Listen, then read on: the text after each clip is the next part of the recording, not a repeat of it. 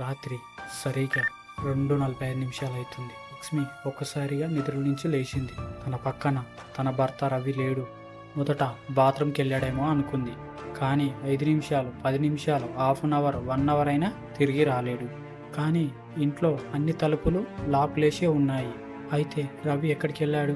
లక్ష్మి బెయ్యంతో భర్త ఫోన్ తీసి చూసింది. అందులో చివరిగా ఒక వీడియో చూసి తన చేతిలో ఉన్న ఫోన్ కింద పడి పగిలిపోయింది. ఆ వీడియోలో రవి ఒక్కడే ఉన్నాడా? కానీ అతని వెనుక ఉన్నదేంటి? అసలు ఆ రవికి ఏం జరిగింది?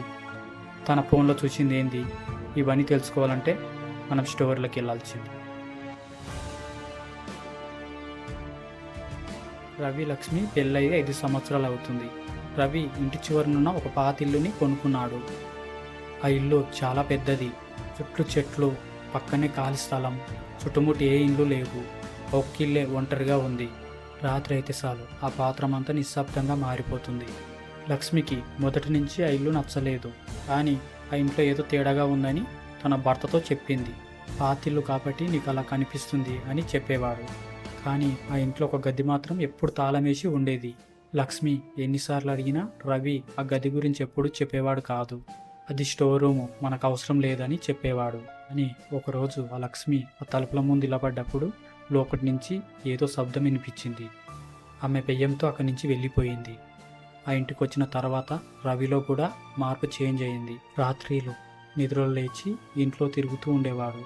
ఒకరోజు ఉదయం లక్ష్మి అడిగింది, రాత్రి ఎక్కడికి వెళ్ళావని.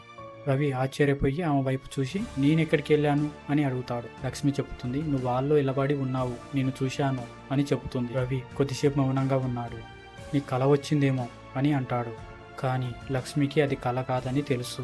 ఎందుకంటే రవి పాదాల మీద మట్టి కనిపించింది. ఒకరోజు లక్ష్మి ఇల్లు శుభ్రం చేస్తుండగా అల్మారాలో ఒక ఫోటో దొరుకుతుంది. ఫోటోలో ఒక కుటుంబం నిలబడి ఉంది.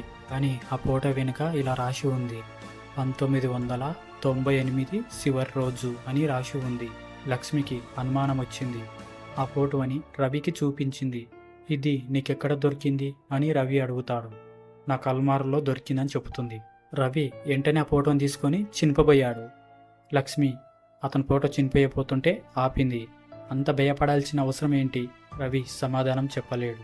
ఆ రాత్రి మొదటిసారి తన భర్తను చూసి భయపడింది. ఆ రోజు తర్వాత కొన్ని రోజులు ప్రశాంతంగా గడిచాయి. కానీ ఒకరోజు భయంకరమైన నైట్ వచ్చింది. నైట్ సమయం 1:40. లక్ష్మి నిద్ర నుంచి లేచింది. పక్కన రవి లేడు. బెడ్రూమ్ తలుపులు తెరిచి ఉన్నాయి. ఆమె నెమ్మదిగా హాల్లోకి వచ్చింది. కిచెన్లో చూసింది, అక్కడ లేడు. బాత్రూంలో చూసింది, అక్కడ లేడు. ఇల్లు మొత్తం ఎతికింది, రవి ఎక్కడా కనిపించలేడు. ఆమె వెంటనే తలుపుల దగ్గరికి వెళ్ళింది. తలుపులన్నీ లోపటి నుంచి లాక్ పెట్టి ఉన్నాయి. లక్ష్మి తలుపులన్నీ మూసే ఉన్నాయి. రవి ఎక్కడికి వెళ్ళాడు అని ఆలోచిస్తుంది. అప్పుడే పైన అంతస్తు నుంచి ఒక శబ్దం వినిపిస్తుంది. లక్ష్మి పైకి వెళ్ళి చూస్తే ఆ గదికి తాళమేసి ఉంది. తలుపు పైన రాసి ఉంది, ఈ గదిలోకి ప్రవేశం లేదు అని. లక్ష్మి వణుకుతూ తాళం ఓపెన్ చేసింది. తలుపు తెరిచి లోపల చూస్తే పాత సామాన్ మాత్రమే ఉన్నాయి. కానీ గోడ మీద పెద్ద అద్దం ఉంది. కానీ ఆ అద్దం ముందు నేలపై రవి ఫోను పడి ఉంది.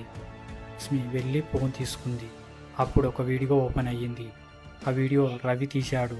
అందులో రవి కెమెరా ముందు కూర్చొని మాట్లాడుతూ ఉన్నాడు. లక్ష్మి నీకు ఈ వీడియో దొరికితే నేను ఇంట్లో ఉండను అని చెబుతాడు. లక్ష్మి ఒక్కసారిగా షాక్ అయ్యింది. నేను ఇంటి గురించి నీకు అబద్ధం చెప్పాను. 1998లో ఈ ఇంట్లో ఒక వ్యక్తి కనిపించకుండా పోయాడు. అతని పేరు కూడా రవి. ఆ వ్యక్తి భార్య పోలీస్కి కంప్లైంట్ ఇచ్చింది. కానీ అతను ఎక్కడికి వెళ్ళాడో ఎవరికీ తెలియదు. కొన్ని సంవత్సరాల తర్వాత ఇల్లు ఖాళీగా మారింది. రవి పాత కేసు గురించి తెలుసుకున్నాడు. ఆ ఇంటిని కొనుక్కున్న తర్వాత ఒక చిన్న డైరీ అతనికి దొరికింది. ఆ డైరీలో చివరి పేజ్ మీద ఒక లెటర్ రాసి ఉంది. ఈ ఇంటి నుంచి ఎవరైనా కనిపించకుండా పోయిన తర్వాత వాళ్ళ గురించి వెతకకండి అని రాసి ఉంది. రవి మాత్రం ఆ రహస్యాన్ని తెలుసుకోవాలని ప్రయత్నించాడు. అదే అతను చేసిన పెద్ద తప్పు.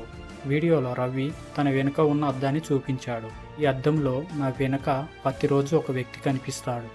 ఆ లక్ష్మి ఆ వీడియో చూస్తూ అలానే బిగుసుకుపోయింది. రవి వీడియోలో వెనుకకు తిరిగి చూశాడు.